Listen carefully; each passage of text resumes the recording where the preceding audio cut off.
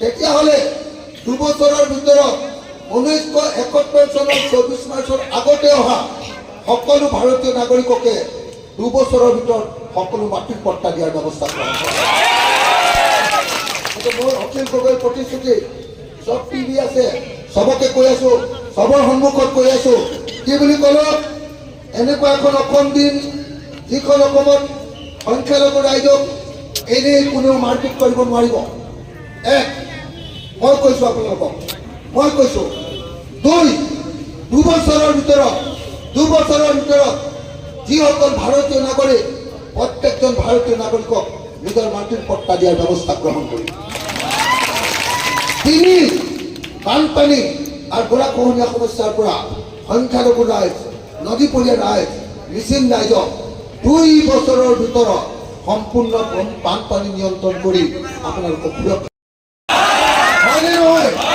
হয়নে নহয়? আপোনালোকে মনত ৰাখিব যে বদৰুদ্দিন চাহেবৰ ওচৰত অকল তলাটোহে থাকে, চাবিটো থাকে হিমন্ত বিশ্ব শৰ্মাৰ।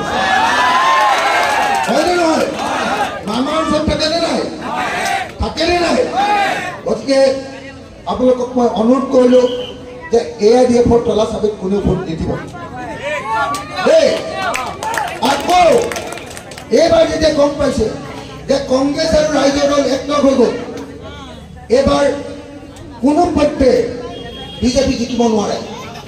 সেইকাৰণে কংগ্ৰেছ আৰু ৰাইজৰ দলৰ আসন কমাবৰ কাৰণে আৰু বদৰুদ্দিন আজমলৰ পাৰ্টিক জিকাবৰ কাৰণে, AIDFক জিকাবৰ কাৰণে এইবাৰ মামাই কি কৰিছে, এইবাৰ কিছুমান নিৰ্দলীয় মানুহক ইলেকশ্যনত উঠাই দিছে। হয়নে নহয়? মই শুনিছো এইবাৰ হিমন্ত বিশ্ব শৰ্মাই পইচা দিছে আৰু হিমন্ত বিশ্ব শৰ্মাৰ পইচাৰে এইবাৰ আৰু কংগ্ৰেছৰ চৰকাৰ হ'ব। গৌৰৱ গগৈ, অখিল গগৈ আৰু লুৰিণজ্যোতি গগৈ যেতিয়া চৰকাৰত থাকিব, অসমত শান্তি আহিব। কোনেও হিন্দু মুছলমানৰ কাজিয়া কৰিব নোৱাৰিব। সকলো মানুহকে নিৰাপত্তা প্ৰদান কৰা হ'ব। কাকো কোনেও মাৰিবলৈ দিয়া নহ'ব। কোনেও কাকো আক্ৰমণ কৰিব নোৱাৰিব। সম্পূৰ্ণ শান্তিপূৰ্ণ অসম এখন দিন বুলি আপোনালোকৰ সন্মুখত ঘোষণা কৰিব। আপোনালোকৰ সকলোকে, ভাৰতীয় নাগৰিক সকলোকে, বৈধ ভাৰতীয় নাগৰিক সকলোকে 2 বছৰৰ ভিতৰত সকলোকে মাটিৰ পট্টা দিম বুলি আমি ঘোষণা কৰিলো। বানপানী আৰু গৰাখহনীয়া সমস্যা, নদী ভাঙাৰ সমস্যা, এই সমস্যা সমাধান কৰিম বুলি আমি ঘোষণা কৰিছো।